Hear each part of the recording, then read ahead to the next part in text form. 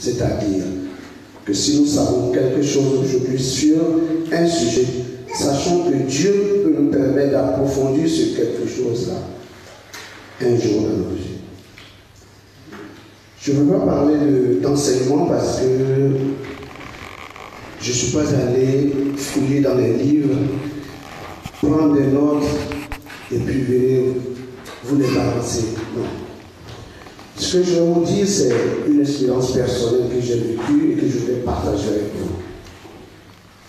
Ça peut être des choses que vous savez déjà, ça peut être des choses nouvelles, mais c'est une expérience que je vais partager. La plus belle définition, l'une des plus belles définitions de la foi que nous avons elle fait partie d'une lettre que Saint Paul a écrite aux Hébreux. Hébreux, chapitre 11, verset 1. Si quelqu'un peut me lire ça, vous avez vos Bibles. Hébreux, chapitre 11, verset 1. Vous le connaissez, vous connaissez bien. Vous connaissez ça par cœur déjà, non? Hein? Vous le lire? C'est pas. Hébreux 11. Hébreux 11, verset 1. Je crois que tout le. Oui. Or, la foi, c'est l'assurance des choses qu'on espère, la démonstration de celles qu'on ne voit pas. Merci, Carole. Effectivement, Paul entre dans l'essence de la foi.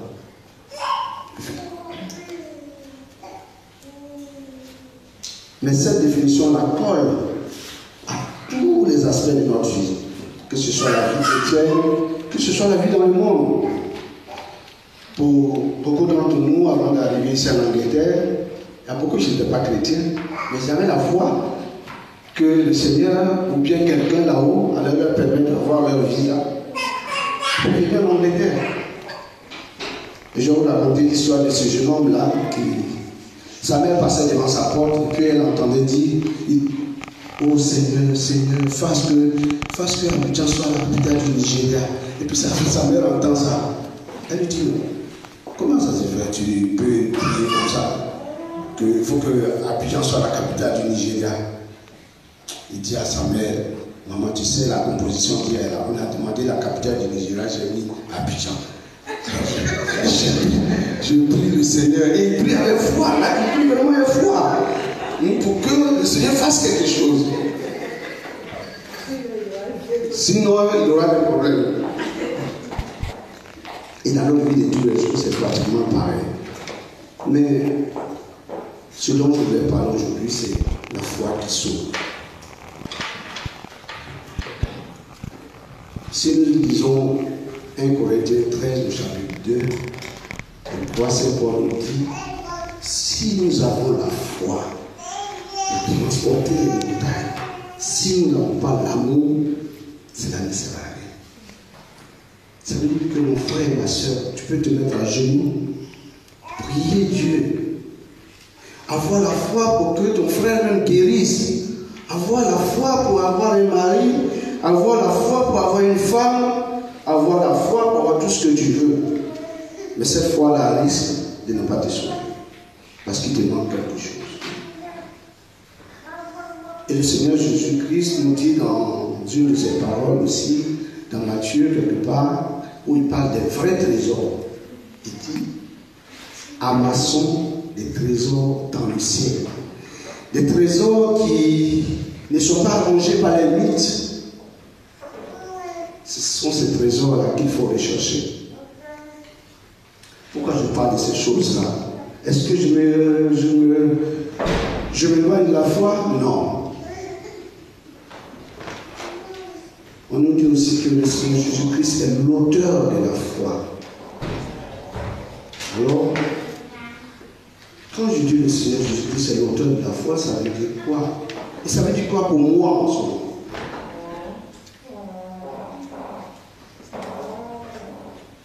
Saint Paul me dit, la foi c'est l'assurance, c'est ça? Qu'est-ce qu'il a dit? L'assurance de L'assurance de ce qu'on ne voit pas. L'assurance de ce qu'on ne voit pas. Le Seigneur Jésus-Christ vient sur la terre. Essayons de voir les choses. Ok? Adam et Ève ont péché. Ils sont chassés du jardin d'Éden. Et notre Dieu, notre Créateur, qui est l'auteur de la foi, parce que si lui n'a pas la foi, cette foi-là ne peut pas se répercuter sur lui. Ce n'est pas possible. Parce qu'il est l'alpha et l'oméga. Notre Créateur a la foi. Il dit, ces enfants-là, je peux les ramener encore dans le jardin. Alors il entame une série d'actions. Il y a Noé qui intervient, il y a Abraham qui intervient, il y a les Ézéchiel, il y a tous les prophètes pour ramener le peuple d'Israël à son Dieu. Dieu a foi. Il a foi que son peuple va revenir à lui. Ultime décision, il fait descendre son fils. Comme Élie demandait une fois, Seigneur, si tu pouvais déchirer les cieux pour descendre. Le Seigneur exauce sa prière. Il déchire les cieux en la personne de son fils, notre Seigneur Jésus-Christ, pour descendre. Le Seigneur Jésus-Christ descend parce qu'il a foi que l'humanité peut être sauvée. Il a foi que l'humanité peut aimer. Parce qu'il n'y a que l'amour seul qui peut sauver. Alors lorsque dans le credo, je dis je crois en Dieu, ce n'est pas la parole en l'air. Quand je dis je crois en Dieu, je ne dis pas seulement je crois en Dieu parce qu'il est le Créateur. Je ne dis pas je crois en Dieu seulement parce qu'il est mon sauveur. Je ne dis pas que je crois en Dieu parce qu'il a envoyé seulement son Fils. Je crois en Dieu qui dit qu'il a foi en moi. Je crois en cette foi en Dieu-là. Et ma foi réside et repose sur la foi de Dieu, comme quoi je suis capable d'aimer.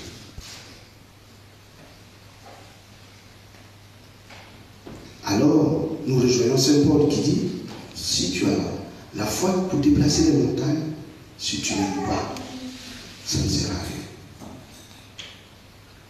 Voyez la parole de Dieu, les Anglais disent, j'aime bien cette expression anglaise là, elle est tricky quelque part. Et je partageais avec une sœur tout dernièrement sur une chanson que nous avons l'habitude de fredonner. Fais de l'Éternel tes délices. Il te donnera ce que ton cœur désire. Recommande ton sort à l'Éternel. Mets ta confiance en lui.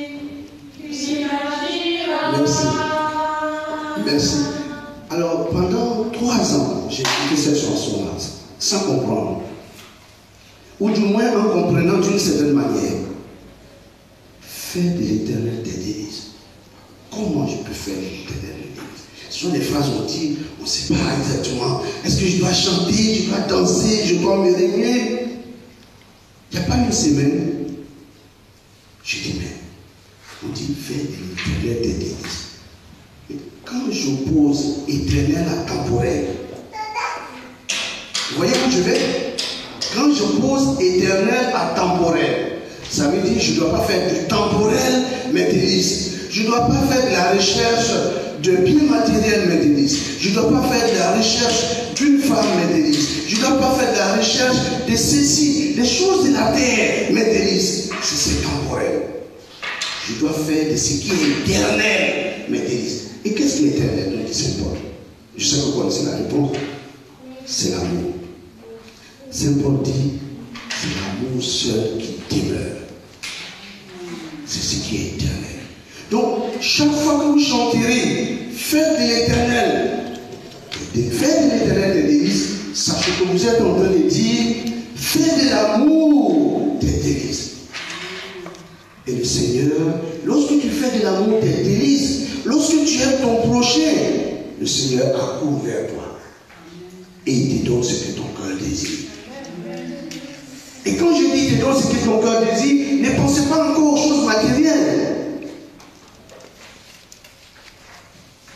Il te donnera son esprit qui t'amènera plus en plus dans les profondeurs de la connaissance de Dieu. Et ma foi et votre foi,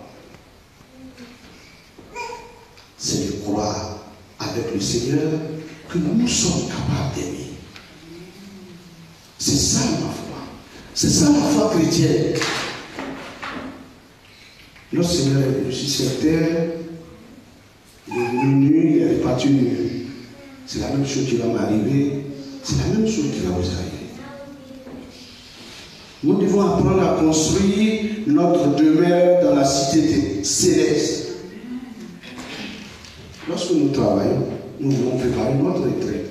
Et notre retraite, la plupart du temps, c'est d'avoir une maison de retraite. Alors, si nous sommes des chrétiens, nous devons préparer notre maison de retraite. Et les briques pour monter cette maison de retraite-là se font avec l'amour. L'amour que nous avons pour notre prochain.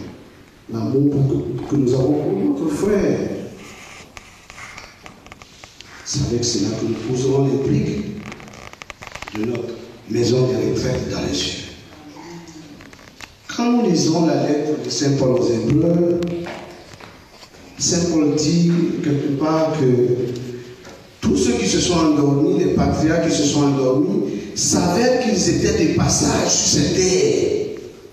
Que cette terre-là, sur cette terre, ils étaient des étrangers. Alors, mon frère, ma soeur, la foi chrétienne, la foi de notre Christ, c'est de croire que nous sommes capables d'aimer. Voyez, je m'entends dire et j'entends dire, quand tu dis à ton frère, il faut lui pardonner. Moi, je ne suis pas Jésus-Christ, hein. C'est Jésus qui peut pardonner des choses comme ça. Non, c'est pas possible. Moi, je ne suis pas le Christ. Hein. Mais on est prêt à se mettre à genoux. J'étais à une veillée tout dernièrement où quelqu'un est venu vraiment brillamment là-dessus. Il dit, on est prêt à se mettre à genoux pour prier pour, je ne sais pas, notre visa, pour prier pour notre travail, pour prier pour tout ça. Mais combien de fois on se met à genoux pour dire, ah, Jean-Pierre m'a offensé. Hey, Seigneur, donne-moi un cœur de le pardonner. Donne-moi un cœur pour l'aimer davantage. Combien de fois nous prions? Combien de fois nous faisons cette prière? Alors que c'est cette prière-là qui nous ouvre les portes du royaume.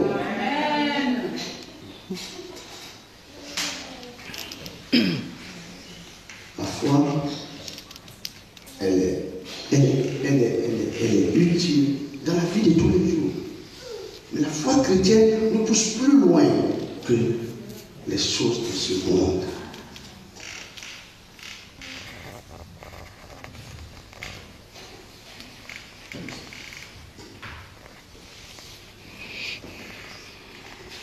Le Seigneur a dit que dans un de ces versets, je vais parler, je n'étais pas beaucoup, hein. Je suis obligé de regarder. Il a dit dans Luc,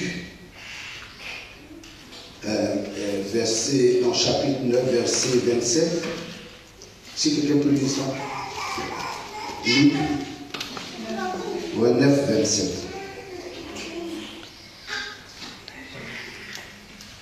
Je vous le dis en vérité, quelques-uns de ceux qui se tiennent ici ne goûteront point la mort avant d'avoir vu le royaume des cieux. Voyez, moi ce sont ces paroles-là que je... Il y a des paroles comme ça dans l'évangile qui me touchent et qui me font réfléchir profondément. Parce que chaque fois que le Seigneur dit quelque chose, c'est que c'est vrai. Il dit, parmi vous ici, il y a des gens qui verront le royaume des cieux avant d'avoir vu la mort. Combien d'entre nous pensent qu'ils en sont capables? J'ai posé la question la dernière fois à un frère qui assistait à notre partage. Je lui ai dit, mon père, je ne comprends pas. Il semble que de nos jours, la parole ne nous pénètre pas. Dans les temps anciens, on avait beaucoup de saints. On avait des gens à qui Dieu parlait et qui avaient des expériences lumineuses avec Dieu.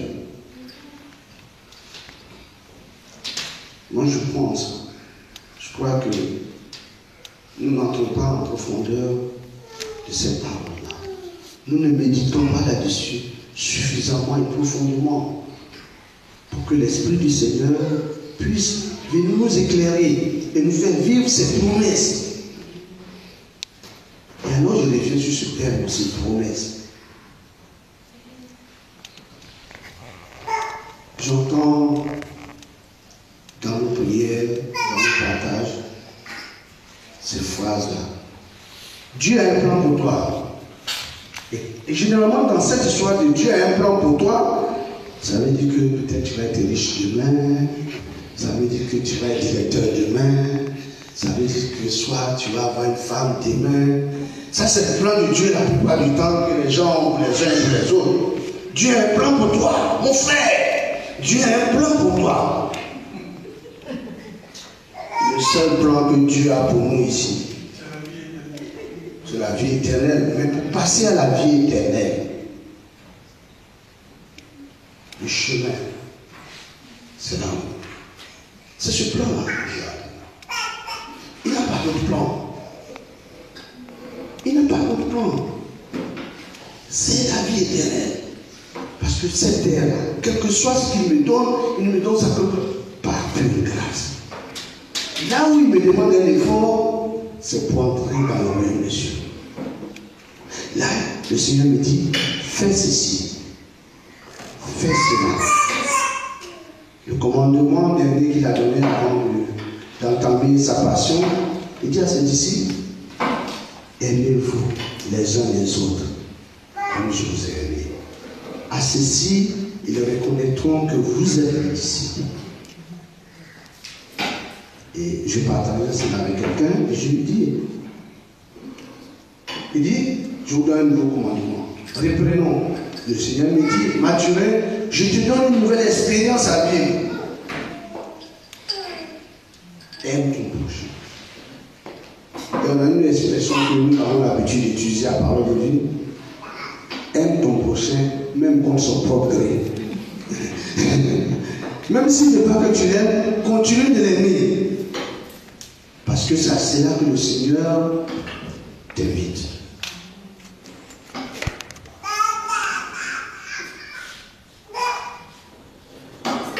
Je sais que le Seigneur est venu sur cette terre, et nous le savons. Quand il est venu pour nous, pour mes péchés. Ça aussi, c'est un sujet de méditation. Il est venu mourir pour mes péchés. Ouais, d'accord. Bon. Je suis délivré. Il est venu, il est mort. Et je suis délivré. Est-ce que je suis délivré? Je ne sais pas. Les gens ont dit oui, il y en a qui ont dit non. Avant de continuer, je vais raconter une petite blague là, que je racontais dans le bus de Canada. J'étais réveillé, puis il y a quelqu'un qui disait, regarde, moi, votre histoire d'église là, ça m'appelle parce que chaque fois que vous pouvez à l'église, le démon on lit.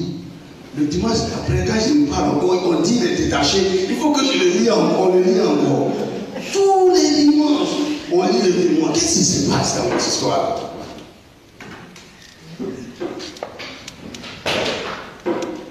Le Seigneur Jésus-Christ est mort sur la croix pour me délivrer de mes péchés. Je dis naturel, pour me dire à moi, Aurélien, pour dire à Carole, pour dire à Michel, à Jean-Pierre, à Mireille, à tout le monde ici, pour dire que, effectivement, l'amour n'a pas de limite. L'amour n'a pas de limite. Il faut aimer, aimer et aimer.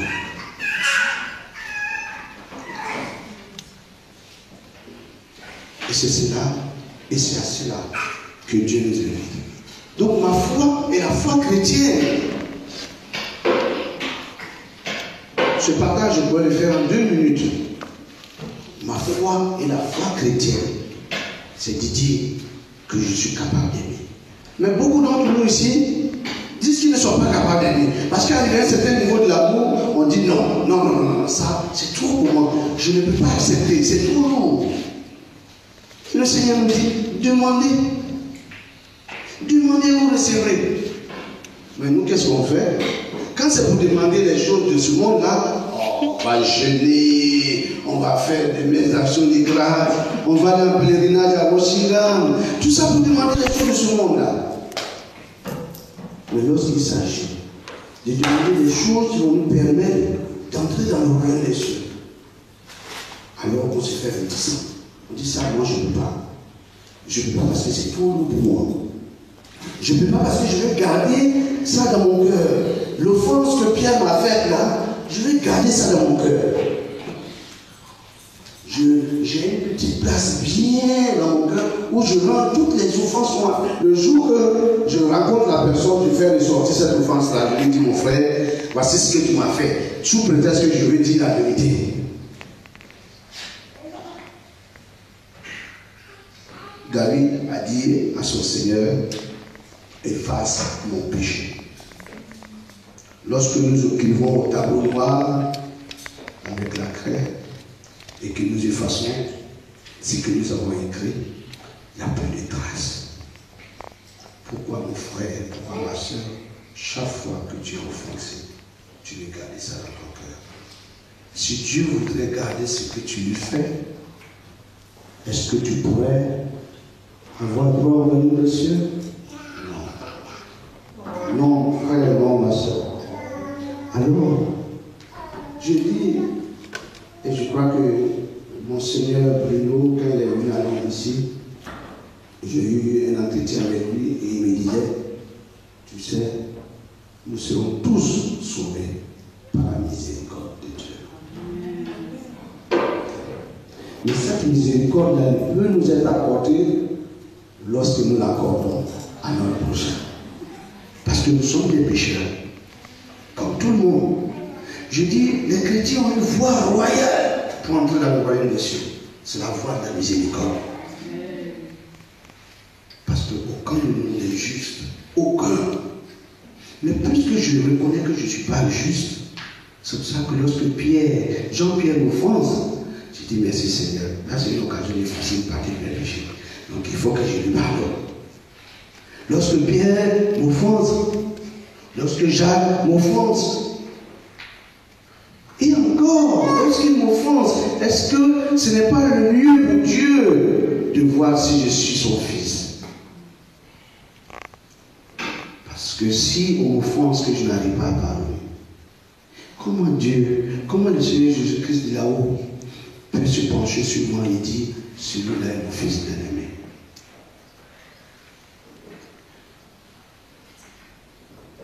Mon frère, ma soeur, ta foi et notre foi, c'est de croire que nous sommes capables d'aimer.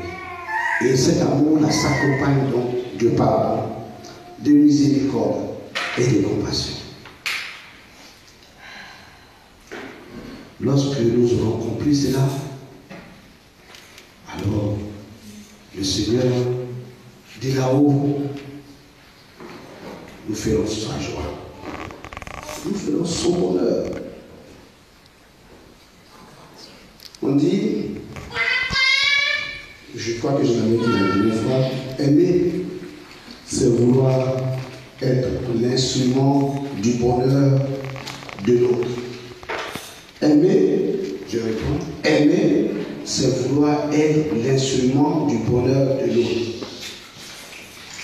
Convoiter, c'est vouloir faire de l'autre l'instrument de notre bonheur. Si nous disons que nous avons le Christ, nous devons être l'instrument de son bonheur. Lorsqu'il nous regarde, il doit être heureux. Lorsqu'il nous regarde, il doit dire, Mathurin, partage ma foi. La foi qu'il est capable d'aimer, qu'il est capable de pardonner. je fais son bonheur. Convoiter le Christ, okay. C'est dire le Christ, il peut me donner une femme. Convoiter le Christ, il peut me donner une maison. Convoiter le Christ, si je me mets à genoux, je veux le travail. Convoiter le Christ, quand je me mets à genoux, je peux avoir les papiers. Convoiter le Christ, c'est toutes ces choses-là. Alors, nous tous, nous savons, si c'est dès que Jean-Pierre a besoin de quelque chose, il m'appelle. Il fait ça une fois. Il fait ça 2 fois. Je vais dire, Dieu n'a besoin pour qui il parle. Et quoi que je ne vois pas son jeu, je vois son jeu. C'est quand il a besoin de moi, il m'appelle. Qui voit plus que quiconque le jeu des autres? Dieu. Dieu, il voit notre jeu. Hein? On se met à genoux, on croit, on dit, on jeûne 3 jours, 7 jours. Le jeûne d'Esther, le jeûne de Ruth, le jeûne de Jean, le jeûne de Jacques. Parce qu'on veut résoudre un problème. Parce qu'on convoite le Christ. Mais le Christ voit ce qu'on fait. Vous pensez que c'est une bénédiction de vous donner une femme, un mari, et ceci. Ceux qui ne prient pas là, ils ont des femmes, hein, ils ont des enfants, ils ont des papiers. Ils sont même plus riches que vous les chrétiens, hein, je vous assure. C'est juste une grâce. Et c'est juste aussi pour attirer notre attention que tu t'es mis à genoux, j'ai exaucé ta prière. Toi aussi, pardon, exauce ma prière. Ma prière, mon fils, c'est que tu puisses aimer ton prochain. C'est la prière que Dieu nous fait. Si on est d'accord, si on veut que Dieu exauce notre prière, Dieu aussi voudrait qu'on exauce sa prière. C'est quand même légitime. Dieu dit, Pierre, tu es capable d'aimer. Pardon, tu peux aimer. Aime ton prochain. C'est la prière de Dieu. Nous, on n'exauce pas cette prière, mais c'est nous qui demandons toujours, Seigneur, donne-moi ceci, donne-moi cela, donne-moi ceci. Il fait sa part. Mais nous, on ne fait jamais sur notre part, sous prétexte qu'on n'est pas Dieu. Saint Paul nous dit, je ne sais plus si c'est Saint Paul, mais je crois qu'il est dit, soyez parfaits, comme votre Père qui est dans les cieux est parfait. Ça veut dire que c'est possible. Cette perfection-là est possible. Mais cette perfection doit se bâtir dans l'humilité. Cette perfection-là doit se bâtir dans l'amour, dans la sagesse. Et il y a une belle petite histoire qui nous a été racontée pendant le menu d'aujourd'hui. Sur l'humilité, parce que c'est le thème d'aujourd'hui, je crois, pour le message évangélique. Il paraît qu'il y a, je crois, le maire d'une ville qui a organisé un banquet. Il a organisé un banquet et il y avait dans la ville un homme très instruit, très distingué, qui arrive au banquet et le maire le fait asseoir au premier banc. Et cette personnalité-là lui dit non, moi je préfère m'asseoir derrière, vers la porte. Et effectivement, le maire lui donne à s'asseoir vers la porte. Il y a une autre personnalité qui vient encore. La personnalité voulait s'asseoir devant. Le maire lui dit non, tu vas t'asseoir derrière. Il dit, mais comment ça, je vais m'asseoir derrière? Il dit non. Et il dit, mais non, la première place c'est devant. Je crois que la première personnalité qui s'est assise derrière s'appelle Léo. Et le maire dit à la deuxième personnalité, là où Léo est assis, c'est ça qui est la première place. Là où Jésus est assis, qu'il soit assis devant, qu'il soit assis derrière, qu'il soit assis au milieu, là où il est assis, c'est la première place. Et si tu t'assois avec lui, ça veut dire que tu as l'amour. Ça veut dire que tu as son esprit. Ça veut dire que tu es à la première place. Que tu sois derrière, que tu sois devant. Si tu as l'amour de Dieu en toi, si tu as son esprit en toi, tu es à la première place. Le chrétien et la foi chrétienne.